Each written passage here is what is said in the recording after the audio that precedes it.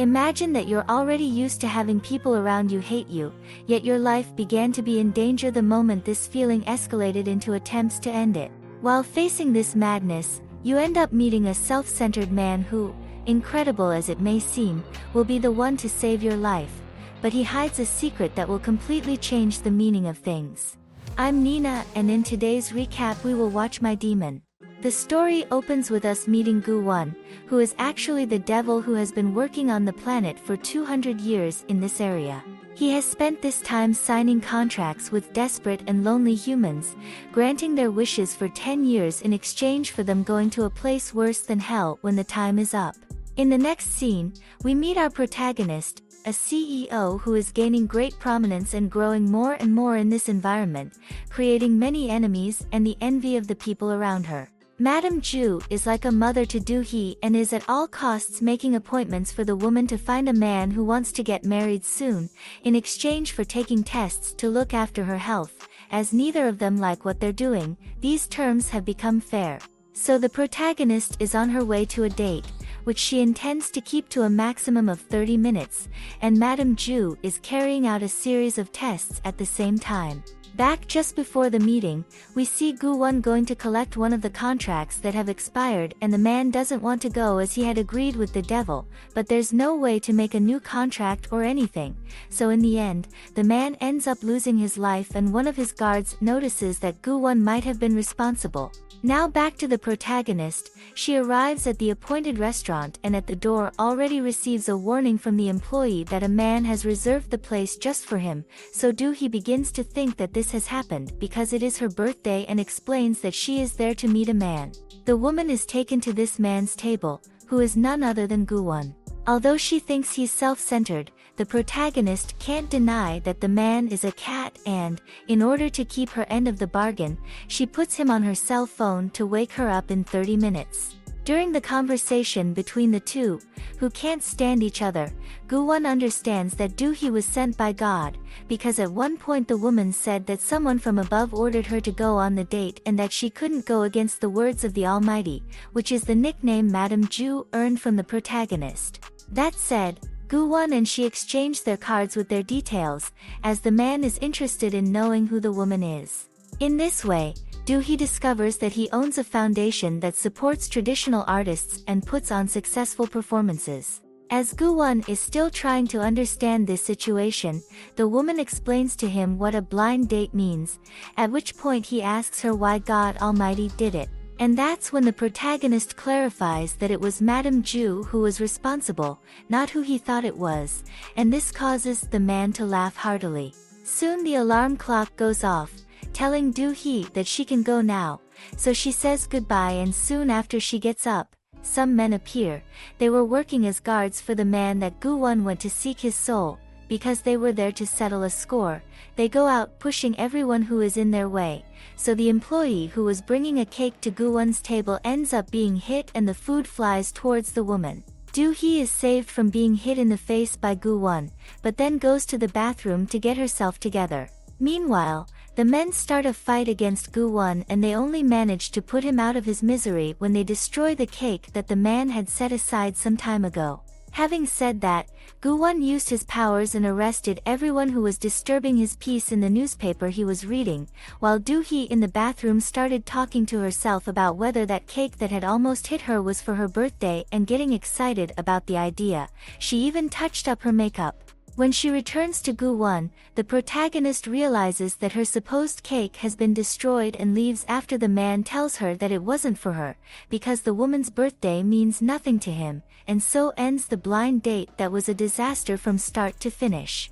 In the next scene we see that Do-hee is part of the Myri Group, a company far above the rest, one of the 10 best in Korea, which is currently in civil war, and the director, the person responsible for creating it, is Madame Ju. Next we see this lady's family, all of whom come together with her for one reason only, inheritance and power. She knows the character of each of her children and their respective families. Around her there is also her nephew and Do-hee, who is not a blood relative of these bloodsuckers. The two are the closest thing Madame Ju has to a relationship without interests. Although the relationship with her nephew is more about business and cold most of the time, she trusts him a lot. The protagonist knows that the heirs see her as a virus, but instead of being hostile, they smile and use this as a weapon. Everyone who is of the family's blood is in this civil war to find out who will take over the Myri group and take over from Madame Ju. Returning to Do-hee in the car, she receives a call from the chief financial officer of the Myri group, and the man wants to give her some very important information, which could even make her president of the company. However, apparently the protagonist doesn't want to be dragged into this fight and in the end ends up dropping the call. Next, Madame Ju sends Do-hee a message saying that she will leave this world first and that she will meet her in heaven, which results in the protagonist changing the route of her appointments and going to the hospital to find out if the lady is all right.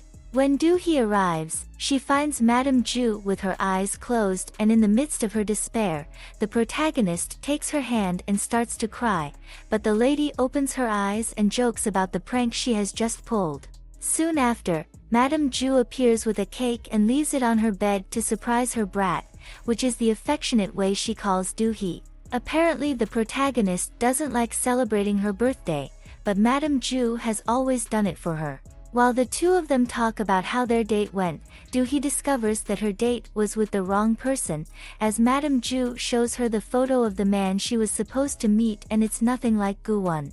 Her secretary appears and tells her that she has just learned that the person in charge at the dating agency sent her to the wrong place, which makes the protagonist very ashamed of the way she acted towards him and explains why he didn't understand what was going on.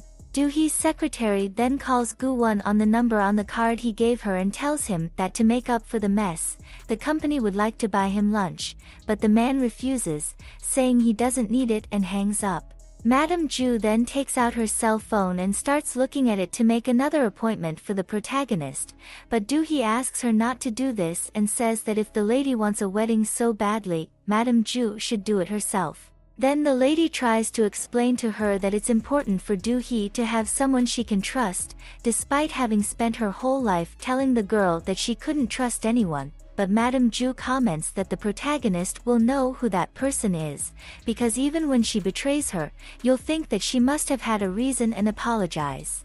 Do-hee doesn't believe that there could be someone like that, and Madame Ju surprises her by saying that the protagonist is that person for her. Then Madame Ju takes out a box containing 2 rings and tells Do-hee to wear them until she finds someone who deserves one of the pair. She also asks the protagonist to start celebrating her birthday and stop thinking that it's the anniversary of her parents' death. After leaving the hospital, Do-hee will drive herself to another place, as she has dismissed her secretary for the day. In the next scene, we see that the head of the financial sector who had called the protagonist has been attacked in the company bathroom by a mysterious person who has a mark on the back of his neck. Then the scene cuts to Gu-won at his company, and he faces a competition between the star Jean and his butler to find out which human the demon likes best. It's worth noting in this part that star Jean has been in love with Gu-won for a long time, but he doesn't seem to have the same feelings for her. The only thing the demon seems to have an appreciation for is his powers and the peace he feels living this way for the last 200 years, wishing it would never end. Returning to the protagonist, she was going to meet Suan, Madame Ju's daughter, at a hotel, but when she arrived at the place, the woman had already left. Do-hee is after her because he found out that she was responsible for a leak in the press and wants to put her against the wall for it. So as not to miss the trip, Do-hee took the opportunity to go to the nearby beach, and this reminded her of a memory with her parents. The protagonist buys a drink to drink while sitting on the sand, and when it's past midnight, she sighs in gratitude that her cursed birthday is finally over. Then a man approaches asking if Do-hee has called a driver, and, as the woman has indeed done so, she believes it to be him and gets into the car. However, on the way, when the protagonist went to check her cell phone, she realized that the driver she had called hadn't even changed his location in the app, so everything indicated that this man wasn't the right person she was expecting. Do-hee noticed that there was a mark on the back of his neck, the same as the one we saw on the person who attacked the chief financial officer, and the woman, despite being frightened, confronted him, asking who was responsible for sending him to her. At that moment, the man stops the car and says that Doohee asked the wrong question, that she should ask him why she lost her life, and already answering her, going to attack her, the man says it's all because of Madame Ju. Fighting hard to escape, at one point the protagonist managed to get out of the car and running through the fog, she came across Gu-won coming towards her. The man was there because earlier he had been looking for a human for his next contract and had managed to locate Doohee because of the desperation she was feeling at the moment. As much as the protagonist suspected that the man who was stalking her might be in cahoots with Gu-won, she made the risky choice of going to him for help and, in the midst of her desperation, agreed to sign a contract with him. However, before the signature scam with her blood takes place, Gu-won says that he's going to put an end to the stalker because he didn't like him. While the man is doing this, Doohee runs to the car and before he can start it, he is startled by the stalker's body being thrown onto the vehicle. Before Gu-won could get into the driver's seat, the woman got out of the car and tried to hide in that protection that is there to prevent vehicles from plummeting, but the man ended up finding her in the same way, and when Gu-won held out his hand to Doohee, the stalker got into the car, started it up and drove towards the two of them. The demon even tried to stop the vehicle, but his powers seemed to have stopped working and the result was the two of them falling into the sea, which was better than being crushed by the car. In the water, the protagonist tried to pull the unconscious Gu-won up, but he lost his strength and fell unconscious too, at which point the tattoo that was on the man went to her.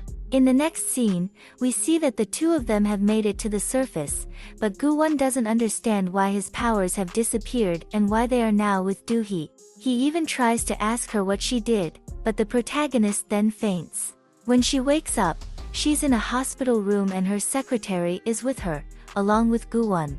After the secretary leaves the room, Gu-won tells her that he gave the police a description of the man who tried to take their lives, which is very detailed, and tells her why he's been there until now, which is because of the tattoo. It's only at this point that Doohee realizes what's on her wrist and she doesn't like what she sees.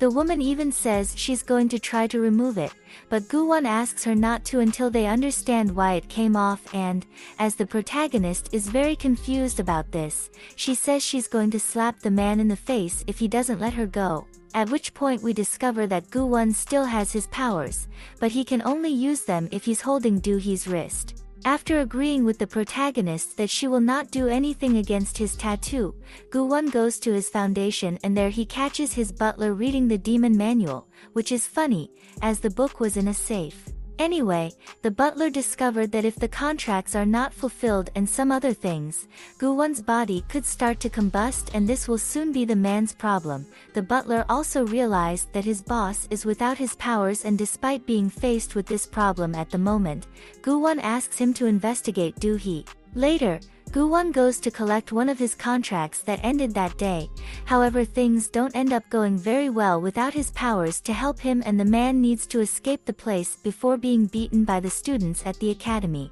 Professional wrestling. In the next scene, we see the man who tried to take the couple's lives. He wore a mask on his face that made it look like he had a different appearance, so I believe it is not that easy for the police to locate him. The man is a bit strange and seems to have some problem with his skin, which makes him always itch and that's why he has that mark on the back of his neck. He is interrupted when the owner of the building knocks on his door wanting to know who the people are who are living there, because according to him, despite always paying on time, he is curious to get to know them and how you noticed the bloody hand of the strange man. The stranger decided to call him into the building and I believe he got rid of the owner. What did you think of these episodes? I hope you liked the summary. Leave your suggestions in the comments and subscribe. If you liked the video, like and share to help me. Until next time.